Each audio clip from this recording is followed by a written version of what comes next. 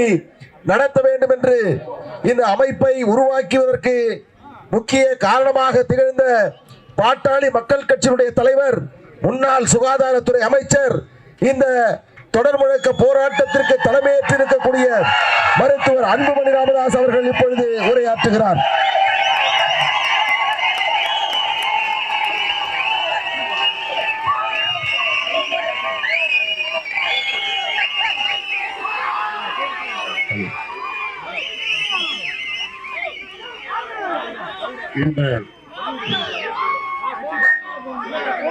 இன்று உலக சமூக நீதி நாள், United Nations World Day of Social justice.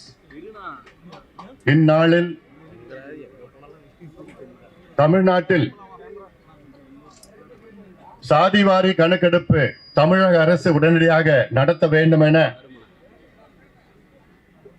சமூக நீதி கூட்டமைப்பு கட்சிகள் மற்றும் இயக்கங்கள் சார்பில் சென்னையில் மாபெரும் தொடர் முழக்க ஆர்ப்பாட்டம் நடைபெற்றுக் கொண்டிருக்கிறது. இந்த ஆர்ப்பாட்டத்தில் கலந்து கொண்டு சிறப்புரையாற்றி அமர்ந்த பெரும் தலைவர்கள், எனக்கு முன்பு பேசியவர்கள், குறிப்பாக புரட்சி பாரத கட்சியின் தலைவர் அருமை நண்பர் பூவை ஜெகன்மூர்த்தி அவர்கள், அம்மா மக்கள் முன்னேற்ற கழகத்தின் துணை பொதுச் செயலாளர் மேனாள் அமைச்சர் திரு செந்தமிழ் அவர்கள், இந்திய ஜனநாயக கட்சியின் தலைவர் டாக்டர் ரவி பச்சமுத்து அவர்கள், இங்கே என்னுடன் வருகை தந்திருக்கின்ற பாட்டாளி மக்கள் கட்சியின் கௌரவ தலைவர் சட்டமன்ற உறுப்பினர் மரியாதைக்குரிய திரு ஜி.கே. மணி அவர்கள், நம்ம எல்லாம் அன்போடு வரவேற்ற முன்னாள் மத்திய ரயில்வே துறை இணை அமைச்சர் ஏ.கே. மூர்த்தி அவர்கள், தமிழ் மாநில காங்கிரசின் மரியாதைக்குரிய முன்னாள் சட்டமன்ற உறுப்பினர் விடியல் சேகர் அவர்கள், தென்னிந்திய ஃபார்வர்ட் பிளாக்கின் தலைவர் மரியாதைக்குரிய திரு கே.சி. திருமாறன்ஜி அவர்கள், தமிழர் தேசம் கட்சியின் தலைவர் மரியாதைக்குரிய திரு கே.கே.எஸ். செல்வகுமார் அவர்கள், பறையர் பேரவையின் தலைவர் மரியாதைக்குரிய திரு ஏர்போர்ட் மூர்த்தி அவர்கள், யாதவ மகாசபையின் மாநில செயலாளர் மரியாதைக்குரிய வழக்கறிஞர் சேது மாதவன் அவர்கள், தமிழக மக்கள் முன்னேற்ற கழகத்தின் மாநில இணை பொதுச் செயலாளர் மரியாதைக்குரிய திரு வி தமிழரசன் அவர்கள், தமிழ்நாடு நாடார் சங்கத்தின் தலைவர் மரியாதைக்குரிய திரு முத்து ரமேஷ் அவர்கள், வெள்ளாளர் முன்னேற்ற கழகத்தின் தலைவர் மரியாதைக்குரிய திரு அண்ணா சரவணன் அவர்கள்,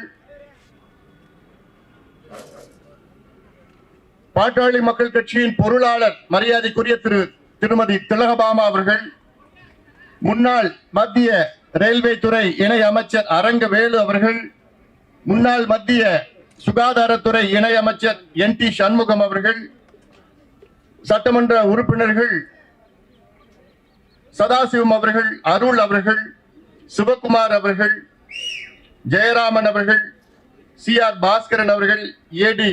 விஸ்வநாத் அவர்கள், ஜகவர் பாபு அவர்கள், இ.கே. அருண்குமார் அவர்கள், கே. பழனிவேல் அவர்கள், காமராஜ் அவர்கள், உருசேந்திரகுமார் அவர்கள், வழக்கறிஞர் பரணபாஸ் அவர்கள், டாக்டர் வி.எஸ்.ஆர். ஆனந்த சத்ரி அவர்கள், செல்வகுமார் நிறுவனர் மூவேந்த பாதுகாப்பு கழகத்தின் சார்பில் மற்றும் இந்த நிகழ்ச்சியை சிறப்பாக ஒருங்கிணைந்து தொகுத்து தொடக்கத்திலிருந்து இதை நடத்த வேண்டும் என்று எங்களுடைய மருத்துவர் ஐயாவிடம் வலியுறுத்திய சமூக நீதி பேரவையின் தலைவர் வழக்கறிஞர் பாலு அவர்கள் மேடையில் இருக்கின்றார்கள். அவர்களுக்கும் இங்கே கொளுத்தும் வெயிலையும் பொருட்படுத்தாமல் நிச்சயமாக எங்களுக்கு சமூக நீதி வேண்டும் என்று எழுச்சி முழக்கத்தோடு வருகை தந்திருக்கின்ற என் உயிரினும் மேலான தமிழ் சமுதாயத்தின் சொந்தக்காரர்களே, ஊடக நண்பர்களே, காவல்துறை நண்பர்களே, மேடையில் இருக்கின்ற ஏனைய தலைவர்களே, உங்கள் அனைவருக்கும் இந்த அன்புமணி ராமதாஸின் பணிவான வணக்கங்கள். 10 நாட்களுக்கு முன்பு சென்னை அக்காட் விடுதியில ஒரு கலந்தாய்வு கூட்டம் நடைபெற்றது. இந்த கலந்தாய்வு கூட்டத்தில் மேடையில் இருக்கின்ற துணை தலைவர்களும் கலந்து கொண்டார்கள். இந்த சந்திப்பின் நோக்கம் தமிழக அரசை தமிழ்நாட்டில் சாதிவாரி மக்கள் தொகை கணக்கெடுப்பு நடத்த வேண்டும் என வலியுறுத்தி தொடர்ந்து அழுத்தம் கொடுக்க வேண்டும் என அந்த கூட்டம் மூலமாக தீர்மானம் செய்து அடுத்த கட்டமாக அடையாள ஆர்ப்பாட்டம் செய்ய வேண்டும் என அந்த கூட்டத்தில் தீர்மானம் செய்யப்பட்டது. அந்த அடிப்படையிலே 10 நாட்கள் கழித்து, அதாவது இன்று சென்னையிலே ஒரு அடையாள ஆர்ப்பாட்டம் தான் இது. இந்த அடையாள ஆர்ப்பாட்டத்திற்கு நோக்கம் முதலமைச்சர் ஸ்டாலின் அவர்களை எழுப்புவது. அதாவது தூங்குபவர்களை எழுப்பலாம், ஆனால் தூங்குவது போல் நடிப்பவர்களை எழுப்ப முடியாது. முதலமைச்சர் ஸ்டாலின் அவர்கள் இன்று தூங்குவது போல் நடித்துக் கொண்டிருக்கின்றார். அதை எழுப்புவதற்காக முதல் கட்டமாக இப்பொழுது அமைதியான முறையில் ஒரு அடையாள ஆர்ப்பாட்டம், அவ்வளவுதான். இந்த ஆர்ப்பாட்டத்தில் இங்கு இருக்கின்ற நம்முடைய சமூக நீதி கூட்டமைப்பு கட்சிகள் இயக்கங்கள் சார்பில் தலைவர்கள் மட்டுமல்ல, ஆயிரக்கணக்கான தொண்டர்கள் இங்கே கூடி முழக்கத்தை எழுப்பி ஸ்டாலின் அவர்களை தட்டி எழுப்ப ஒரு முயற்சி இன்று நடைபெற்றுக் கொண்டிருக்கிறது. இதன் பிறகும் முதலமைச்சர் ஸ்டாலின் அவர்கள் எழவில்லை என்றால் பிறகு அடுத்த கட்டம் தமிழ்நாடு முழுவதும் தொடர் போராட்டங்களை நடத்துவோம். அது தயங்க மாட்டோம். எங்களுக்கு வேண்டியது சமூக நீதி, எங்களுக்கு வேண்டியது எங்கள் உரிமைகள், எங்களுக்கு வேண்டியது நியாயம். ஒரு மாநிலம் வளர்ச்சி அடைய வேண்டும் என்றால் அதில் வெறும் Tidel park, IT park, mall, பெரிய பெரிய அடுக்குமாடி கட்டிடங்கள், பெரிய பெரிய புதிய விமான நிலையங்கள், பெரிய துறைமுகங்கள், பெரிய ரயில் நிலையங்கள், பெரிய நெடுஞ்சாலைகள் எல்லாம் கட்டினா போதாது. இதற்கு உள்ள வாழ்ந்து கொண்டிருக்கின்ற மக்கள் முன்னேற வேண்டும். அதுதான் உண்மையான வளர்ச்சி. நீங்க பெரிய பில்டிங் கட்டினா போதாது, அது வளர்ச்சி கிடையாது. அதற்கு இடையிலே முன்னேறாமல் இருக்கின்ற மக்கள் முன்னேற வேண்டும், முன்னேற்றம் அடைய வேண்டும். அதுதான் உண்மையான சமூக நீதி. சமூக நீதி என்றால் சமூகத்தில் அடக்கப்பட்டு, ஒடுக்கப்பட்டு, வஞ்சிக்கப்பட்டு, அடிமையாக்கப்பட்டு இந்த மக்கள் முன்னேற வேண்டும். முன்னேறிய சமூகத்திற்கு நிகராக பின்தங்கி இருக்கின்ற இந்த மக்கள் எல்லாம் முன்னேற வேண்டும். இதுதான் சமூக நீதி. இதை அடைய வேண்டும் என்றால் முதலில் உங்களுக்கு கணக்கு இருக்கணும், தரவுகள் இருக்கணும். எந்தெந்த மக்கள் இந்த நிலையில் இருக்கின்றார்கள், எந்தெந்த மக்கள் முன்னேறாமல் இருக்கின்றார்கள், எந்தெந்த மக்கள் முன்னேறி இருக்கின்றார்கள், அந்த கணக்கு உங்களிடம் இருந்தால்தான் இந்த மக்களை நீங்கள் முன்னேற்ற முடியும், சமூக நீதி அடைய முடியும். இந்த கணக்கு இல்லாமல் எப்படி இந்த திட்டங்கள் உங்களுக்கு கொடுக்க முடியும்? ஒரு நல்ல அரசு என்ன செய்ய வேண்டும் என்றால், சமூக நீதி மீது அக்கறை உள்ள அரசு ஆட்சிக்கு வந்து அடுத்த நாள் என்ன செஞ்சிருக்கணும்? நான் முதலமைச்சர் ஆயிட்டேன், தமிழ்நாட்டில் எந்த மக்கள் எந்த நிலையில் இருக்கிறாங்கன்னு எனக்கு தெரியணும். அப்பொழுதுதான் இந்த மக்களுக்கு தனிப்பட்ட முறையில், ஒட்டுமொத்தமா கிடையாது, ஒட்டுமொத்தமா இடஒதுக்கீடு கொடுத்தா போதாது. தனிப்பட்ட பிரிவில் ஒரு உதாரணம், சலவை தொழிலாளர்கள் தமிழ்நாட்டில் இருக்கிறாங்க. நம்ம துணியெல்லாம் அவங்க தான் செலவு பண்ணி நமக்கு கொடுக்குறாங்க. எவ்வளவு பெரிய ஒரு உழைப்பு அது. அவங்க இல்லைன்னா நம்ம எல்லாம் எப்படி இருப்போம்? சும்மா ஒண்ணுமே இல்லாம. அவர்கள் எத்தனை பேர் இருக்கிறாங்க தமிழ்நாட்டில்? என்ன நிலையில இருக்கிறாங்க? அவங்க பிள்ளைங்க படிச்சிருக்கிறாங்களா? அந்த சமுதாயத்தில் எத்தனை பேர் வேலைக்கு போயிருக்கிறாங்க? அரசு வேலையா, தனியார் வேலையா? அந்த சமுதாயத்தில் எத்தனை பேர் அரசு வேலையில இல்ல உயர் அதிகாரிகள் எத்தனை பேர் ஐஏஎஸ் படிச்சிருக்கிறாங்க, ஐபிஎஸ்ல இருக்கிறாங்களா, ஐஆர்எஸ்ல இருக்கிறாங்களா? அவங்களுக்கு வீடு இருக்குதா, வீட்டுல பாத்ரூம் இருக்குதா, கரண்ட் இருக்குதா?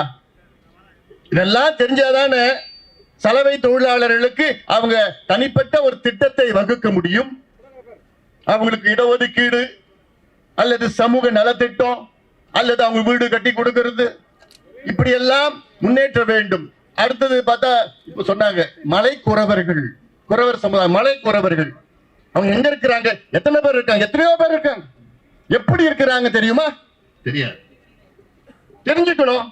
தெரிஞ்சாதானே இப்படிப்பட்ட சமுதாயங்கள் எல்லாம் முன்னுக்கு கொண்டு வர வேண்டும் என்றால் அவர்களுடைய நிலையை கண்டறிய வேண்டும். அதுதான் அடிப்படை அறிவு, பேசிக், அதுதான் அடித்தளம். இதை தெரிஞ்சுக்காம நீங்க என்ன கணக்கு நீங்க எடுப்பீங்க, எந்த நீங்க திட்டம் கொடுப்பீங்க, எந்த யார் யாருக்கு எந்தெந்த இடஒதுக்கீடு வகுப்பு கொடுத்துப்பீங்க? நான் எங்களுடைய ஐயாவுடைய நோக்கம், ஐயா தான் இந்த ஆர்ப்பாட்டத்தை நடத்த சொன்னார்.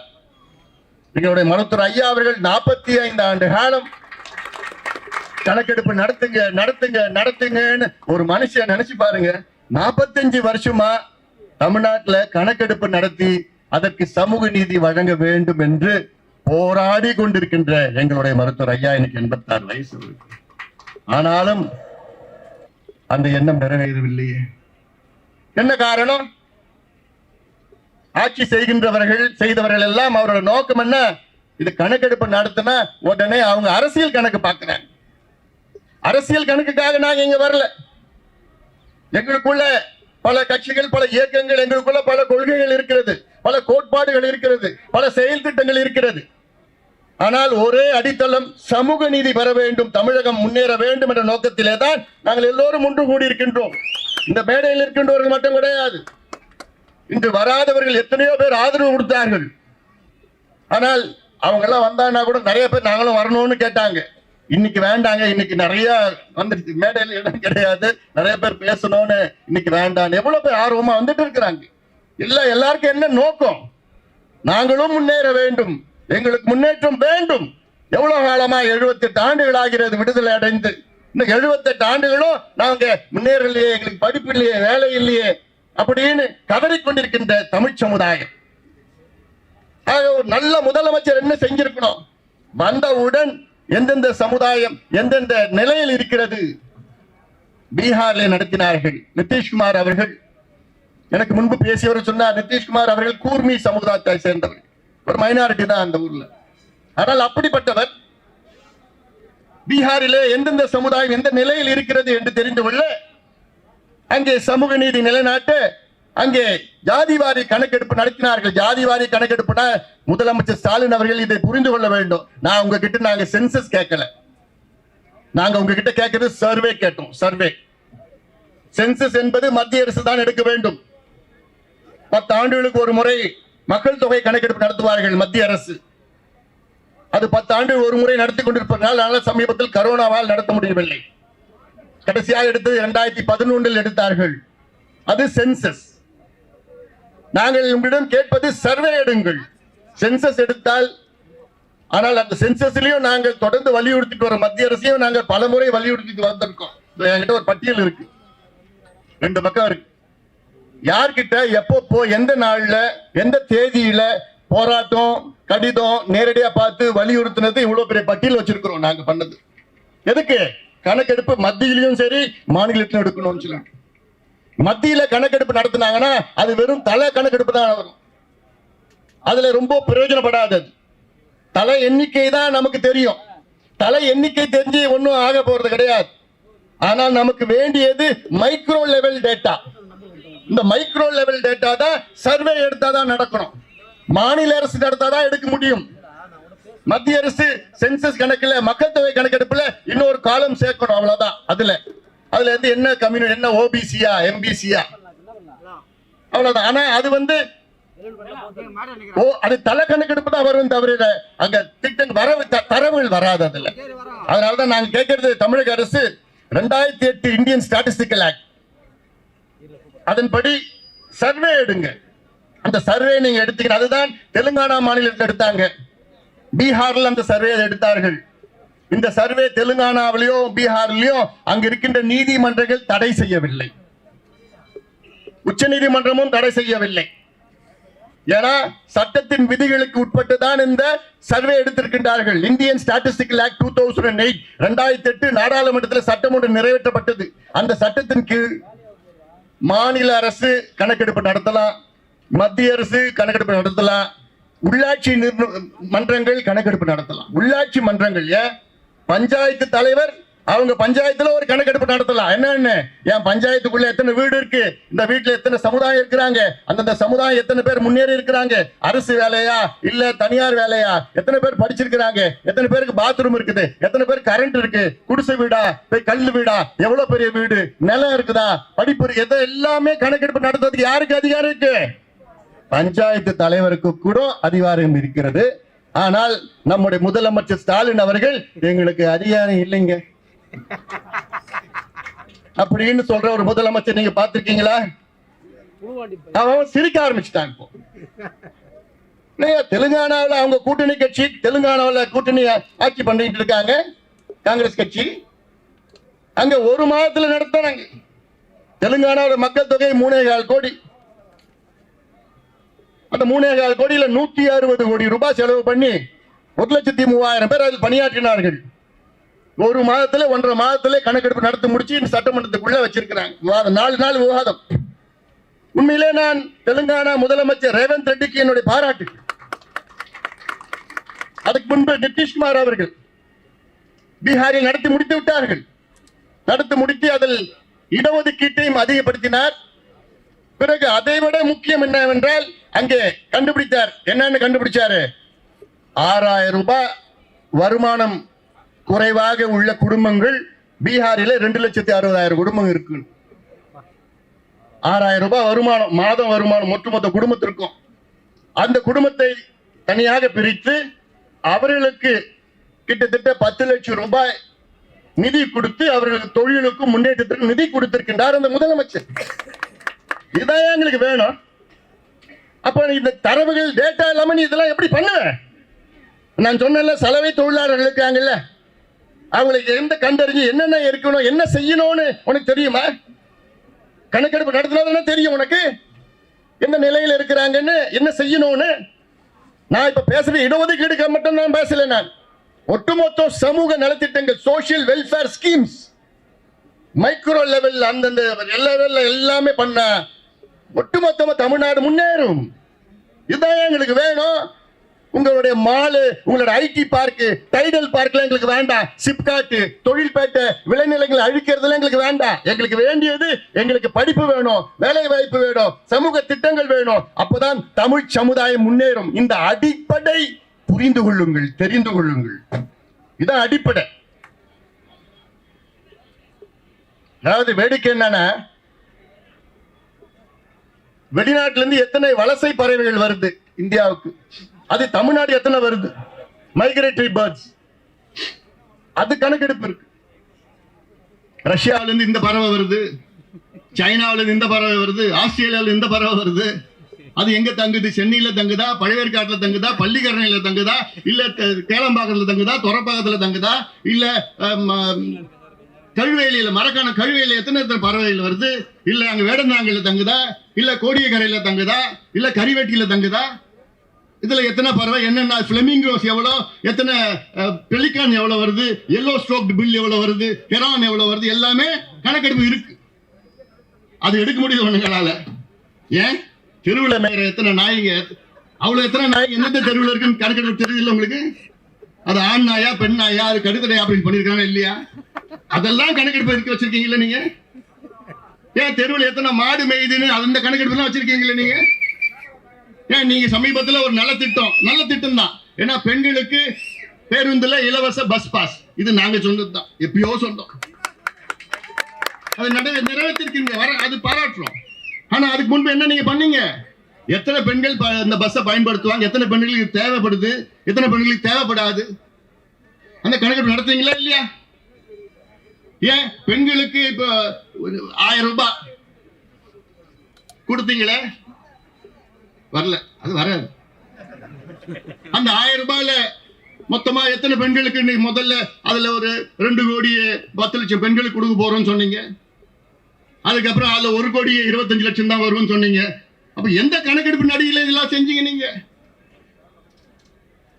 அப்போ இவ்வளவு கணக்கெடுப்பு நடத்துகின்ற தமிழக அரசு இந்த பிள்ளைகள், அடக்கப்பட்ட, ஒடுக்கப்பட்ட, வஞ்சிக்கப்பட்ட, அடிமையாக்கப்பட்ட பிள்ளைகள் எல்லாம் படிப்பதற்கு அவர்கள் முன்னேறுவதற்கு, வேலை செய்வதற்கு, ஒரு கணக்கெடுப்பு நடத்துவதற்கு உங்களுக்கு மனசாட்சி இல்லையா? சட்டம் இருக்கிறது, நியாயம் இருக்கிறது, எல்லாம் இருக்குது, அதிகாரம் இருக்கிறது, நிதி இருக்கிறது, ஆள் இருக்கின்றார்கள், எல்லாம் இருந்தோம் மனசுதான் கிடையாது. ஸ்டாலின் அவர்களுக்கு மனசுதான் கிடையாது.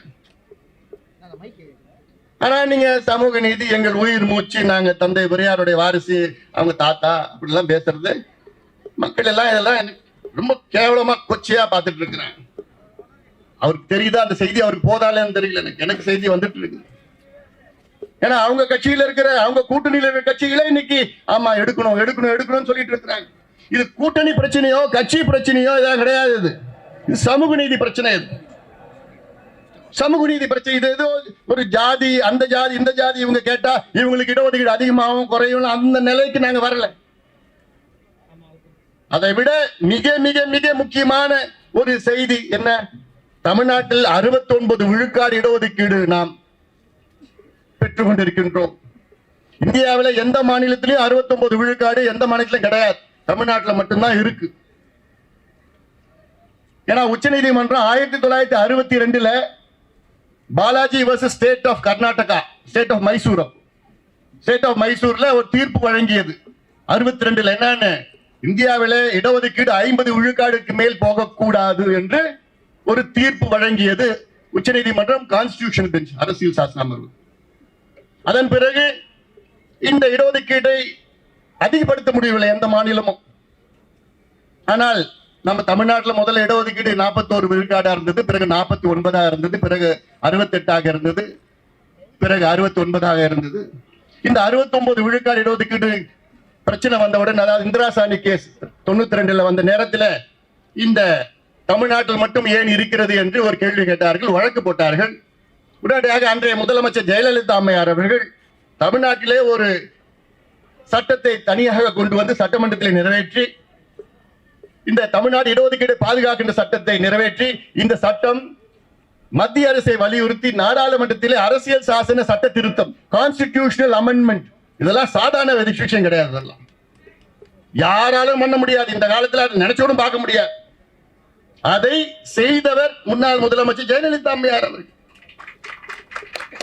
நினைச்சோம் பார்க்க முடியாது. ஏன்னா அப்போ இவங்க ஆட்சியில் எல்லாம், அங்கு காங்கிரஸ் ஆட்சி, நரசிம்மராவ் அவர்கள், அவரை வலியுறுத்தி நாடாளுமன்றத்திலே ஒரு அரசியல் சாசன சட்ட திருத்தம்னா 2/3 மெஜாரிட்டி வேணும். 2/3, 3/2 பங்கு மக்கள் அங்கே நாடாளுமன்ற உறுப்பினர்கள் அதுக்கு வாக்களிக்கணும். அப்படி செய்து 9வது அட்டவணையிலே தமிழ்நாடு சட்டத்தை பாதுகாப்பு வழங்கியது அன்றைய ஆட்சி ஜெயலலிதா அம்மையார்.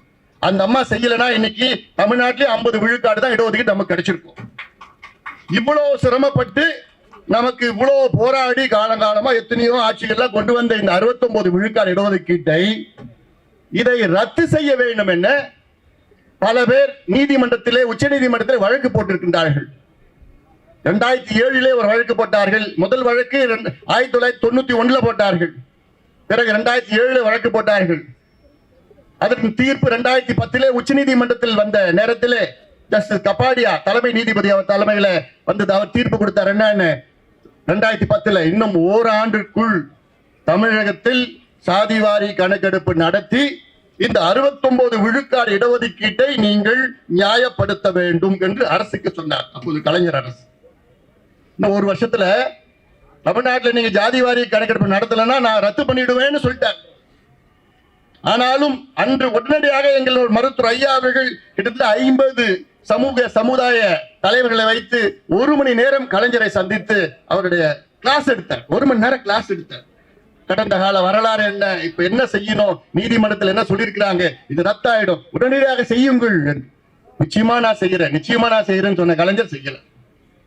பிறகு ஆட்சி மாற்றம் வந்தது. ஆட்சி மாற்றம் வந்து ஜெயலலிதா அவருடைய ஆட்சி. அந்த அம்மாவும் போய் ஐயா போய் பார்த்து இந்த மாதிரி வந்திருக்க, உச்ச நீதிமன்றம் ரத்து பண்ணிடுவாங்க, உடனடியாக நீங்க கணக்கெடுப்பு நடத்தலைன்னா ரத்து பண்ணுவாங்க சொல்லி அந்த அம்மாவும் நான் பார்க்கிறேன்னு சொல்லிட்டாங்க.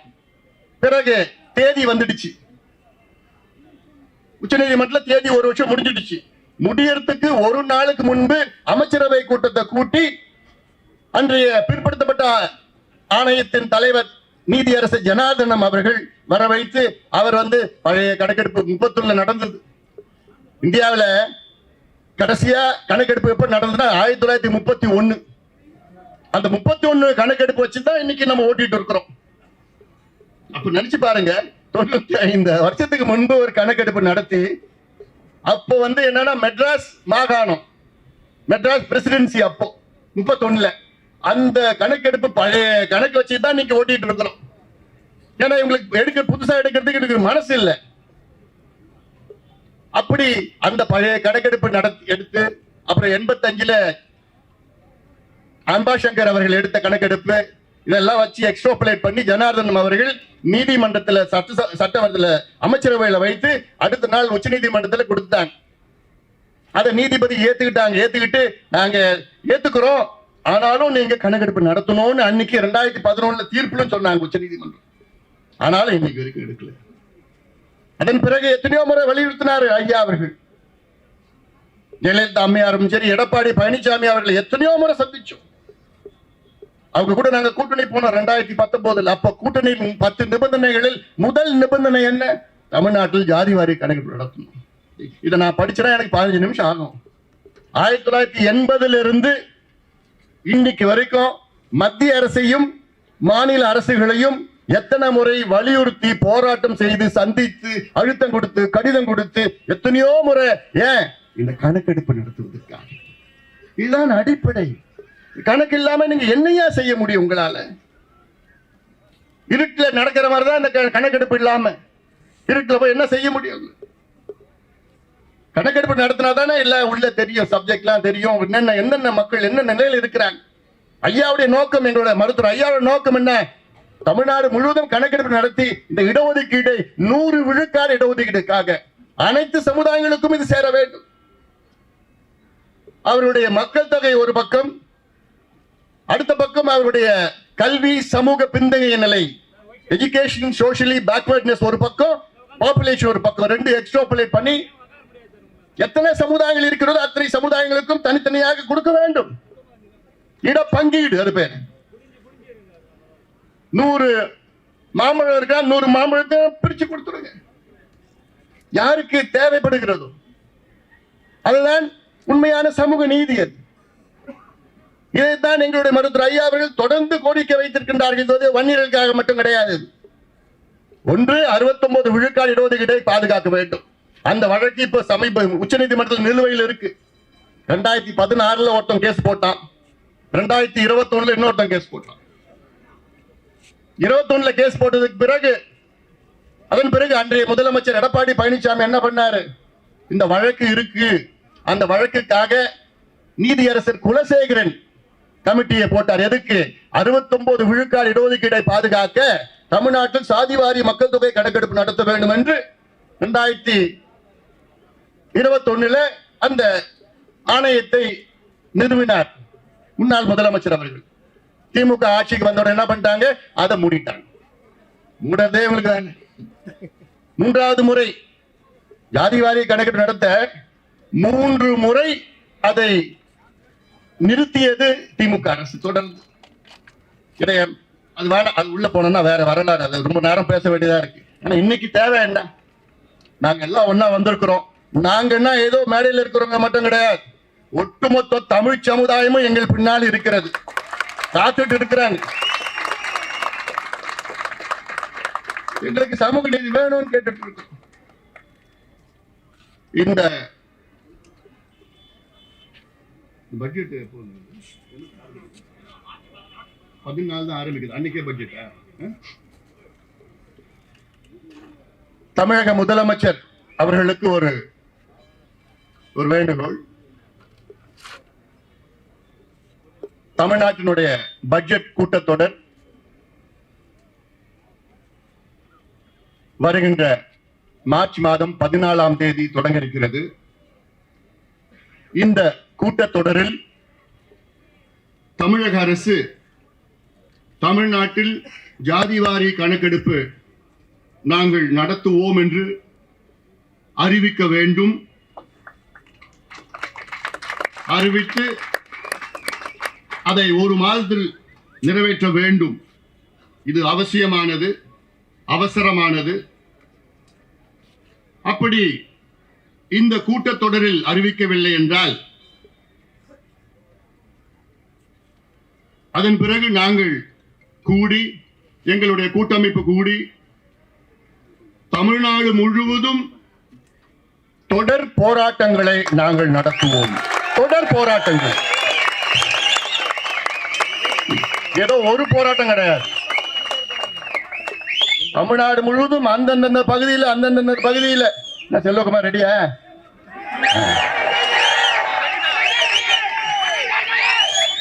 எல்லாமே இங்க மேடையில நம்ம மூர்த்தி அவர்கள் எல்லாமே யார் சொன்னா போதும்.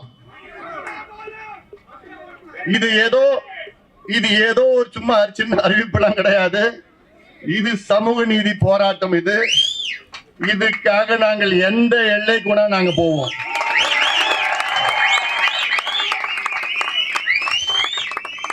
அதனால உடனடியாக தமிழக அரசு இதை அறிவிக்க வேண்டும். ஏனென்றால் தமிழ்நாட்டில் திமுகவை தவிர மற்ற அத்துணை கட்சிகளும் தமிழக அரசு ஜாதிவாரி கணக்கெடுப்பை நடத்தலாம் என்று அறிக்கை விட்டிருக்கின்றார்கள், கோரிக்கை விட்டிருக்கின்றார்கள். தமிழக அரசுக்கு அதிகாரம் இருக்கிறது என்றெல்லாம் கோரிக்கை வைத்திருக்கின்றார்கள். எல்லா கட்சியும், இவங்க கூட்டணி கட்சியும் சரி. அதனால இதை இன்னும் நாங்கள் பொறுமையாக இருக்க மாட்டோம். இது எங்களுடைய உரிமை பிரச்சனை. இந்த கணக்கெடுப்பு நடத்தினால்தான் தமிழக மக்கள் முன்னேறுவார்கள், தமிழகம் முன்னேறும். இதுதான் சாதாரண ஒரு பேசிக் ஃபார்முலா. இதுதான் ஏன் முதலமைச்சர் அவர்கள் நடத்த மாட்டாரு, என்ன காரணம் யாருக்கா தெரியுமா? என்னப்பா அவருக்கே தெரியாது.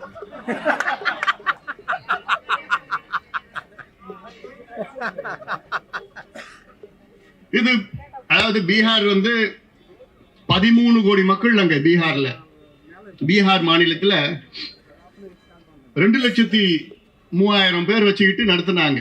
10,000 பேர் பார்வையாளர்கள். அவங்க பட்ஜெட் மொத்தம் 500 கோடி. தெலுங்கானாவில் நடத்தினது 3,4 கோடி மக்கள். அங்க 150 160 கோடி செலவு பண்ணாங்க. அது 1 மாசம் 1.5 மாசத்துல நடத்திட்டாங்க.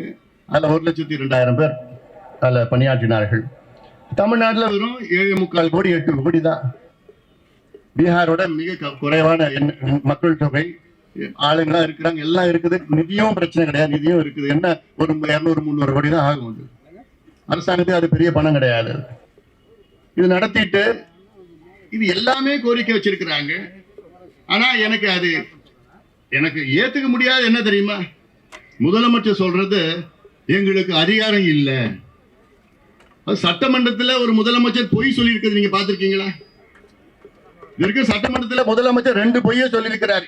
இந்த சம்பந்தமா ஒரு பொய் என்ன சொல்லியிருக்கிறாரு? சட்டமன்றத்துக்குள்ள தமிழக அரசுக்கு ஜாதிவாரி கணக்கெடுப்பு நடத்த அதிகாரம் கிடையாதுன்னு ஒரு பொய்யை சொல்லியிருக்கிறார். பிறகு எப்படி தெலுங்கானா எடுத்துனாங்க, பீகார் எப்படி நடத்தினாங்க, கர்நாடகா எப்படி நடத்தினாங்க, ஆந்திரா எப்படி நடத்துறாங்க, ஒரிசா எப்படி நடத்துறாங்க, ஜார்க்கண்ட் எப்படி நடத்துறாங்க, சத்தீஸ்கர் எப்படி நடத்துறாங்க, ராஜஸ்தான் எப்படி தொடக்கி நிற்கிறாங்க. இவ்வளவு மாநிலங்களுக்கு அதிகாரம் இருக்கு. ஆனா தமிழ்நாட்டுக்கு மட்டும் அதிகாரம் இல்லையா? ஏன்னா தமிழ்நாடு சைனாவில் இருக்கு.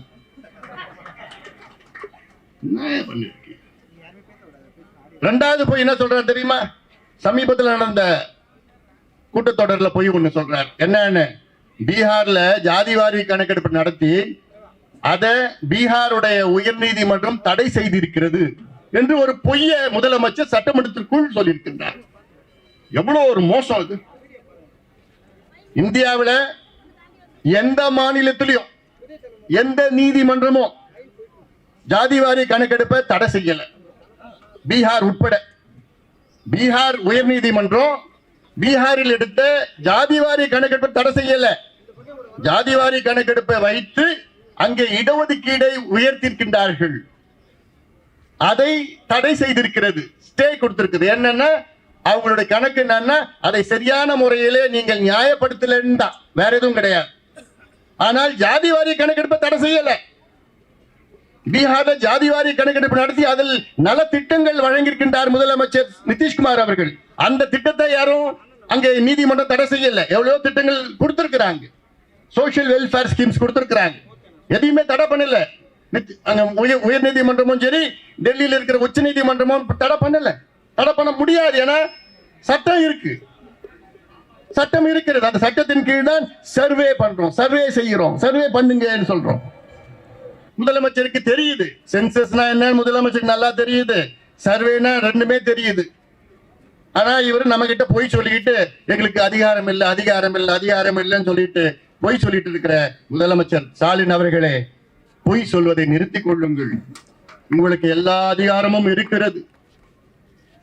உங்கள் தந்தை கூட இப்படி சொன்னது கிடையாது. ஐயா அவர்கள் கலைஞரை எத்தனை முறை பார்த்திருக்கிறார். கலைஞர் அவர்கள் நான் செய்யறேன் தான் சொன்னார் தவிர எங்களுக்கு அதிகாரம் இல்லைன்னு நான் சொல்லல.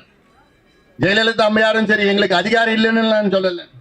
எடப்பாடி பழனிசாமி அவர்களும் சரி எங்களுக்கு அதிகாரம் இல்லைன்னு நான் சொல்லல. எம்ஜிஆர் அவர்களை சந்தித்த போது எங்களுக்கு அதிகாரம் இல்லைன்னு நான் சொல்லல. நாங்க செய்யறோம் தான் சொன்னாங்க தவிர எங்களுக்கு அதிகாரம் இல்லைன்னு எந்த முதலமைச்சரும் சொல்லல. ஆனால் இப்போ இருக்கின்ற ஸ்டாலின் அவர்கள் வேண்டுமென்று எங்களுக்கு அதிகாரம் இல்லை என்று ஒரு பொய் மீண்டும் மீண்டும் தொடர்ந்து சொல்லிக் கொண்டிருக்கின்ற ஒரு முதலமைச்சரை எங்கேயாவது நீங்க பார்த்திருக்கிறீங்க? இப்படி ஒரு முதலமைச்சர், ஏன்னா அவருக்கு செய்யக்கூடாதுன்னு அவருக்கு எண்ணம். ஏன்னா அவர் சுத்தி 4-5 பேர் இருக்கிறாங்க. சுத்தி 4-5 பேர் அவங்க என்ன பொறுத்த வரைக்கும் அவங்க 4-5 பேர் வியாபாரிகள். அவங்க அந்த அமைச்சர் பொறுப்பை வைத்து அதை வியாபாரம் செய்கின்ற வணிகர்கள், வியாபாரிகள். அவங்களுக்கும் சமூக நீதிக்கு சம்பந்தம் கிடையாது. அவங்க தான் முதலமைச்சரை பார்த்து, ஐயோ நீங்க கணக்கெடுப்பு நடத்தினீங்கன்னா அப்புறம் இந்த ஜாதி இத்தனை சீட்டு கேட்பான், இந்த ஜாதி இத்தனை எம்பி கேட்பான், இந்த ஜாதி இத்தனை மாவட்ட செயலர் கேட்பாங்கன்னு ஒரு தவறான ஒரு கருத்தை அவங்க அவர்கிட்ட சொல்லி விட்டாங்க. அப்படிதான் நான் நினைச்சிட்டு இருக்கேன். அதனாலதான் நான் எடுக்க மாட்டேன் பிடிவாதத்தில் இருக்கின்றேன். ஆக முதலமைச்சர் அவர்களே, உடனடியாக எடுங்கள். இன்னொன்னு, இன்னைக்கு துல்லியமா எந்தெந்த ஊர்ல, எந்தெந்த கிராமத்துல, எந்தெந்த தெருவுல, எந்தெந்த சமுதாயம் இருக்கு, அந்தந்த வீட்டுல எத்தனை பேர் இருக்கிறாங்கன்னு துல்லியமா பட்டியல் வச்சிருக்காங்க. யார் தெரியல? திமுக தான்.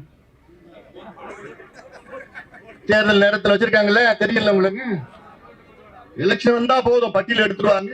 அந்த பட்டியல்ல இந்த தொகுதியில, இந்த ஒன்றியத்துல, இந்த கிராமத்துல, இந்த தெருவுல, இந்த வீட்டுல, இந்த ஜாதி, இந்த ஜாதிக்கு எத்தனை ஓட்டு, இந்த கட்சிக்கா, அந்த கட்சிக்கா, அந்த பக்கத்து வீடு எத்தனை ஓட்டு, எல்லாமே நீங்க வச்சிருக்கிறீங்க. அதெல்லாம் எடுக்க முடியுது உங்களுக்கு ஓட்டுக்கு காசு கொடுக்கறதுக்கு. ஆனா சமூக நீதி படிப்புக்கும் வேலைக்கும் நாங்க கேட்டுட்டு இருக்கிறோம், இவ்வளவு காலமா கேட்டுட்டு இருக்கிறோம். அதுக்கு முன்னால கொடுக்க முடியல. எங்களோட நோக்கம் என்ன? நாங்க பின்தங்கி இருக்கின்றோம், பாதாளத்தில் இருக்கின்றோம், சமூகத்தில் அடக்கப்பட்டு, ஒடுக்கப்பட்டு, வஞ்சிக்கப்பட்டு, தாழ்த்தப்பட்டு இருக்கின்றோம். நாங்களும் முன்னேற வேண்டும், நாங்களும் முன்னேற வேண்டும். தான் எங்களோட நோக்கம். எங்களை நீங்க எல்லாம் ஓட்டுக்கு வச்சிருக்கீங்களே, வாக்கு வங்கிகளா வச்சிருக்கிறீங்களே. நம்முடைய ஜெகன்மூர்த்தி சொன்னார், நாங்க என்னையா கேட்டோம்? பிள்ளைகளுக்கு நல்ல முன்னேற்றம் வேண்டும், பிள்ளைங்களுக்கு படிப்பு வேணும், வேலை வாய்ப்பு வேணும், சுயமரியாதையுடன் வாழ வேண்டும். எங்கள் ஐயாவுடைய அடிப்படை கொள்கை. எங்களுடைய கொள்கை வழிகாட்டிகள் அண்ணல் அம்பேத்கர், தந்தை பெரியார், கால் மார்க்ஸ் அவர்கள், புரட்சியாளர் கால் மார்க்ஸ். அதன்படிதான் நாங்கள் எங்களை வழிநடத்தி கொண்டிருக்கின்றார் மருத்துவர் ஐயா அவர்கள். எங்கேயாவது இங்க பிரச்சனை சின்ன சின்ன பிரச்சனை வந்துன்னா உடனே எனக்கு போன் பண்ணுவார், அண்ணா என்ன இது மாதிரி இருக்கு. இல்ல அங்கிட்ட நான் அவருக்கு போன் பண்ணுவேன், எங்க பாருங்க அங்க கொஞ்சம் ஏதோ பிரச்சனைங்க, கொஞ்சம் அது பெருசாக்கமா பார்த்துங்க. அது உணர்வுபூர்வமா, 2 பேரும் உணர்வுபூர்வமா இந்த கருத்து எங்கள் மனதிற்குள் இருக்கிறது. காரணம் என்ன? அந்த 2 பேரும் அடிச்சுக்கிட்டு அங்க பிரச்சனை வந்து இது கலவரம், பழைய காலத்துல மாதிரி பிரச்சனை எல்லாம் வேண்டாம், வேண்டாயா, போதையா. இதை தூண்டு விடுவது யாரு? அது நெருப்பு போட்டு கொளுத்தி விட்டுட்டு அதை எண்ணெயை ஊத்துவான், தினமும் ஊத்திட்டு இருப்பான். எல்லாம் ஒன்னா சேர்ந்துட்டுன்னா அவங்களுக்கு வேலை கிடையாது, வேற எங்கேயாவது பார்த்துட்டு வேலையை பார்த்துட்டு போகணும். அதனால்தான் இவ்வளவு சூழ்ச்சிகள், இவ்வளவு பிரச்சனைகள். சின்ன பிரச்சனை உடனே பெருசாக்கி அதெல்லாம் வேண்டாம். அதனால அந்த நோக்கம் தான் எங்களோட நோக்கம். அதான் மீண்டும் மீண்டும் சொல்வது என்ன? சமூக நீதி, சமூக நீதி. நாங்களும் வாழ வேண்டும், நாங்களும் முன்னேற வேண்டும், நாங்களும் ஆள வேண்டும். நாங்களும் என்றால் என்ன? அத்தனை பேரும் தமிழ் சமுதாயம் ஆள வேண்டும். பாதாளத்தில் இருக்கின்றோம், பெரிய எண்ணிக்கையில் இருக்கின்றோம். ஆனால் எந்த முன்னேற்றமும் எங்களுக்கு இல்லை. அதுக்காகத்தான் இங்கே நாங்கள் வந்திருக்கின்றோம், கூடியிருக்கின்றோம். இதையாவது செய்ய வேண்டும். 69 விழுக்காட்டு இடஒதுக்கீட்டை பாதுகாக்க வேண்டும். தமிழ்நாட்டில் 100 விழுக்காடு இடஒதுக்கீடு. அந்த சமுதாயத்துடைய எண்ணிக்கை ஒரு பக்கம், அந்த சமுதாயத்துடைய கல்வி சமூக பின்தகை நிலை ஒரு பக்கம். இதை வைத்து அனைவருக்கும் சமூக நீதி வழங்க வேண்டும், அனைவருக்கும் இடஒதுக்கீடு வழங்க வேண்டும் என்ற நோக்கத்திலேதான் இந்த சமூக நீதி கூட்டமைப்பை மருத்துவர் ஐயா அவர்கள் உருவாக்கி இருக்கின்றார்கள். ஐயாவுடைய கனவு தமிழ் சமுதாயம் தமிழ்நாட்டில் முன்னேற வேண்டும், தமிழ் சமுதாயம் தமிழ்நாட்டில் ஆள வேண்டும். அப்படி ஆண்டால்தான் உண்மையான சமூக நீதி. ஏன்னா எங்களுக்குள்ள மனசுக்குள்ள ரத்தத்துக்குள்ள ஊறி இருக்கு சமூக நீதி. சும்மா வெறும் நாக்களை மட்டும்தான் நாங்க பேசல, மற்ற திமுக போட்டு வெறும் நாக்களை பேசவில்லை. எங்களுக்கு ரத்தத்துல ஊறி இருக்கு சமூக நீதி. எல்லாருக்கும் சமம், சமமான நீதி, எல்லாருக்கும் முன்னேற்றம் வேண்டும் என்ற நோக்கத்திலேதான் இந்த கூட்டமைப்பை உருவாக்கி இது ஒரு அடையாள ஆர்ப்பாட்டத்தை இங்கு நடத்தி கொண்டிருக்கின்றோம். இந்த அடையாள ஆர்ப்பாட்டத்திற்கு இங்கே வருகை இருக்கின்ற என்னுடைய அத்துணை தமிழ் சமுதாய தலைவர்கள், என்னுடைய அத்தனை பேரும் என்னோட நண்பர்கள் தான் இங்கே வருகை தந்திருக்க அத்தனை பேருக்கும் என்னுடைய நன்றி கலந்த வாழ்த்துக்கள், பாராட்டுகளை நான் தெரிவித்துக் கொள்கின்றேன். ஏன்னா இது அரசியலுக்காக நாங்க செய்யல. ஏன்னா சில பேர் இது ஓஹோ இது வருமா கூட்டணி அப்படி இப்படியான எங்கள் உரிமத்த கருத்து இந்த சமூக நீதி. பிற்காலத்துல எப்படி வருவோம்னு அது தெரியாது. இன்னைக்கு நாங்க இந்த பிளாட்ஃபார்ம்ல அடித்தளத்துல சமூக நீதி வேண்டும், எங்களுக்கு இடஒதுக்கீடு வேண்டும், எங்களுக்கு கணக்கெடுப்பு நடத்த வேண்டும், உடனடியாக நடத்துங்கள், உடனடியாக அறிவியுங்கள், இந்த பட்ஜெட் கூட்டத்தொடரிலே தமிழக அரசு அறிவிக்க வேண்டும் என வலியுறுத்தி இந்த ஆர்ப்பாட்டத்தை நாங்கள் நடத்தி கொண்டிருக்கின்றோம். இங்கே வருகை இருந்திருக்கிற அத்துணை என்னுடைய உயிரிழமையான தமிழ் சொந்தக்காரர்களுக்கு என்னுடைய நன்றியை தெரிவிக்கின்றேன். தமிழக அரசு இந்த பட்ஜெட் கூட்டத்தொடரில் அறிவிக்கவில்லை என்றால் அடுத்தடுத்து உடனடியாக பல கட்ட போராட்டங்களை தொடர்ந்து நாங்கள் நடத்தி கொண்டே இருப்போம். எங்களுடைய இலக்கு அடைகின்ற வரை தொடர்ந்து நாங்கள் நடத்தி கொண்டே இருப்போம் என்று இந்த செய்தியோடு நன்றியோடு அமர்கின்றேன்.